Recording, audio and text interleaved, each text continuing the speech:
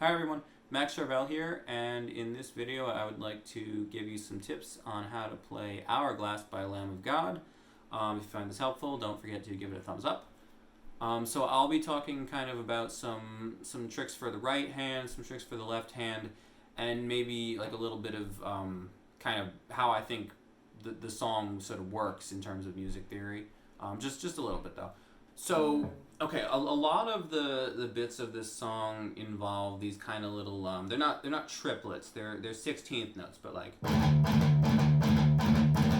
so the way you get good at those is, I think, by first just working your down stroke. Like, do it with a metronome. Try to be nice and relaxed in your right hand. Just start at a slower tempo. Just be kind of like, start with quarter notes, so like there's the beat, and then work to like eighth notes, like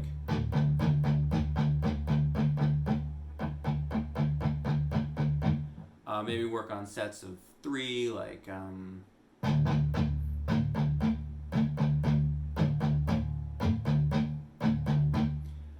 then just keep speeding that up, and then you get to 16th notes, which is like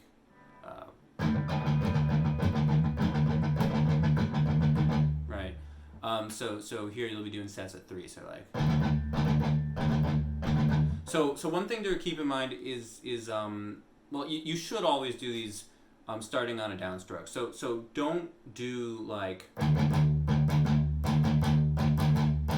you see what I'm doing. So one thing to keep in mind is that you should always try to line up the beats with your downstrokes. So like,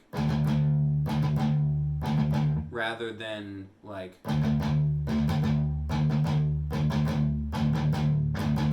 don't do that. Just do.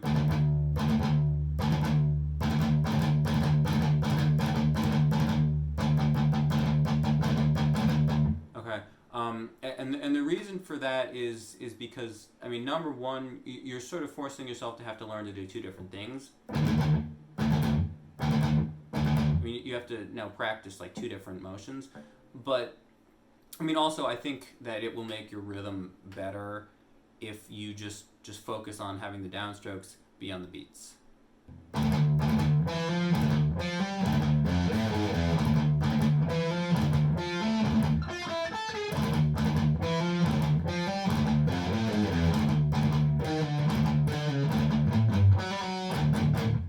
I mean, I find it helpful to think about what scales are being used generally in songs.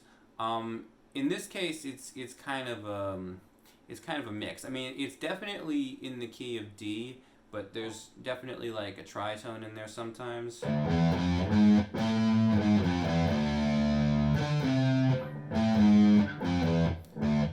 Like here is a natural minor, right? But then that is not. It has a tritone in it, right? So there's kind of like a shift in the harmony there, and then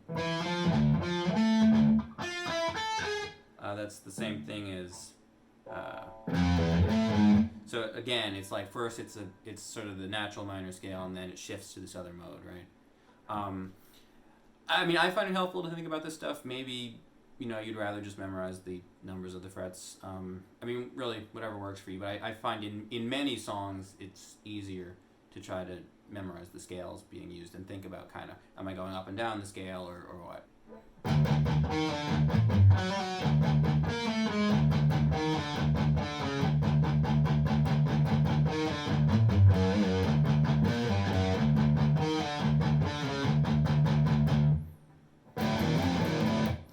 So here again, I think it's like in the key of D, but it's sort of, it's kind of a mix of like a D Phrygian and just, for lack of a better way of putting it, just kind of chromaticism. I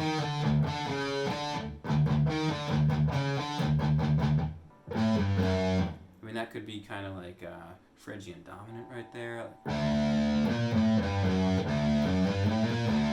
But I mean, it's all in the key of D. I mean, that's kind of like how I think about it. Is like you're just sort of changing around these tensions that sort of always come back to the root and then build tension and then reduce tension and come back again.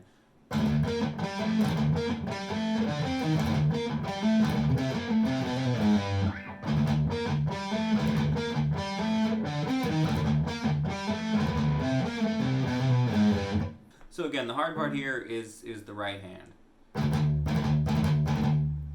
Again, just gotta be nice and relaxed. So again, the same thing scale-wise is kind of happening here, right? Like we're starting in D natural minor, right?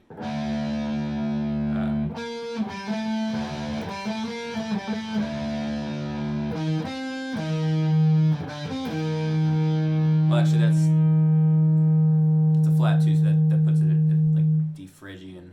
But then we have, so that's like maybe half diminished or something.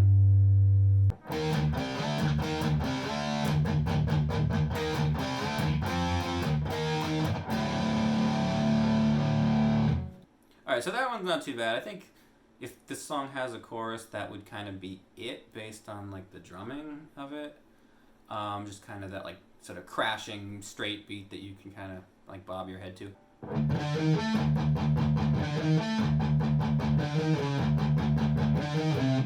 So here again, I mean, you know, it's all about having your right hand be relaxed. The whole song is very heavy on right hand work and palm muting. I'll sometimes do this one alternate, you know, if like my hand starts getting tired. I mean, it looks cooler if you can do it, you know, all the downstrokes. But I mean, you know, if your hand starts getting tired, you know, whatever.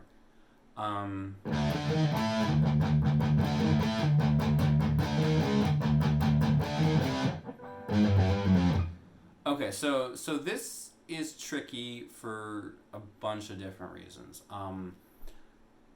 So first of all, the like not the rhythm exactly, but the how the beat is being divided changes, because here we're doing eighth notes, right? And suddenly we're jumping down the neck, and now we're going to do eighth triplets. So not only do you have to switch your place on the neck, but you also have to now sort of in your head kind of divide the beat up differently. I mean, maybe try like, you know, flipping between eighth notes and eighth note triplets, like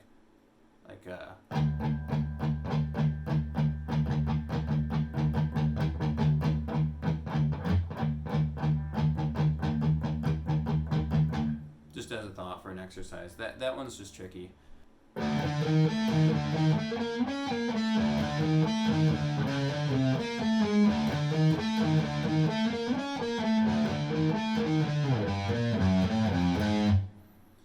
Okay, so this one is rough on both hands.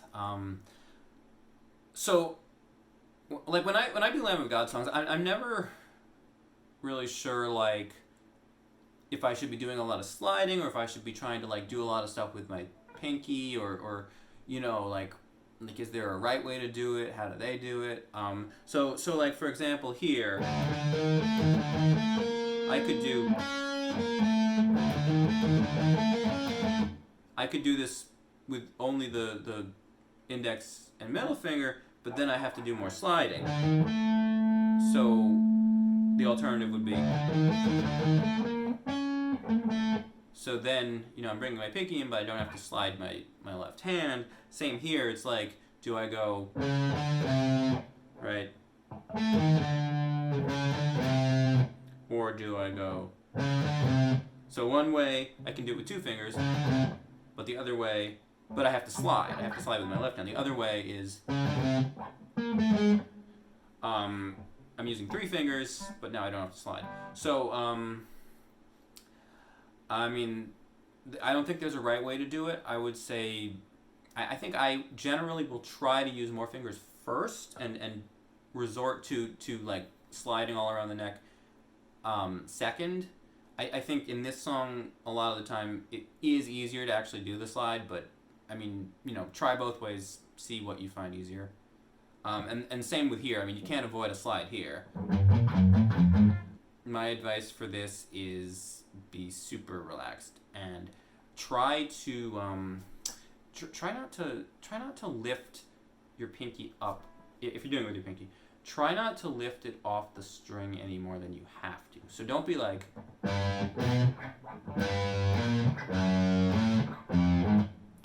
get a better angle on this. So don't be like, just be like, right? Don't let your pinky lift up like that's.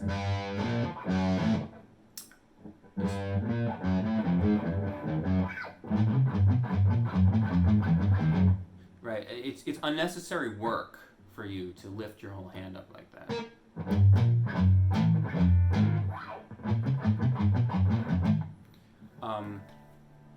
This one is really tricky. I've struggled a lot with that riff because for some reason I always want it to be like, that would be much easier, but it's not that.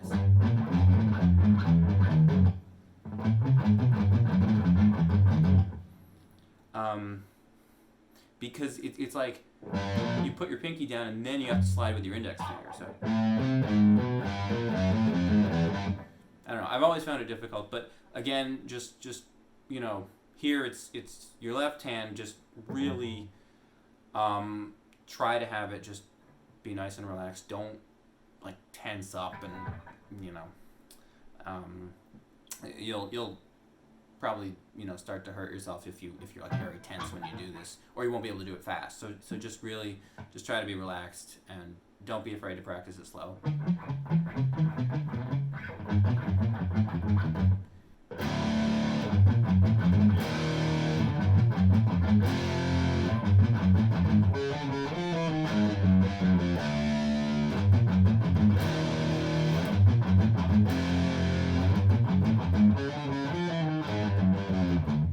Okay, same deal here. It's got that same bit in here that, again, I personally have found rather difficult.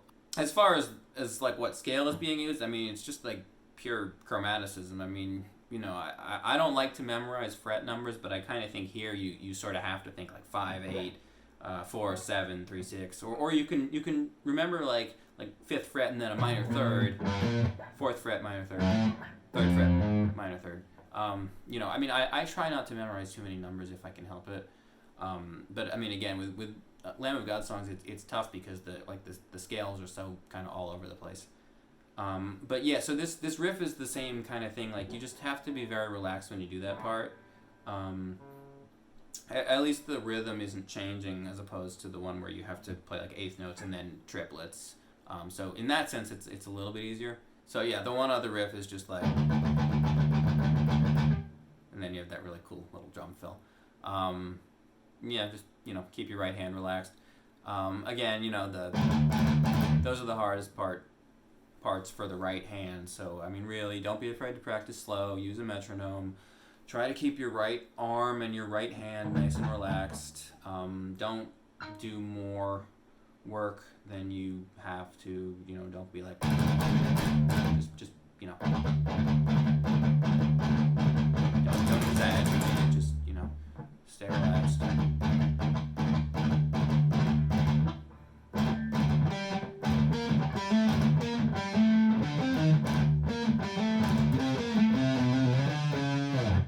Okay, so I hope you found this helpful.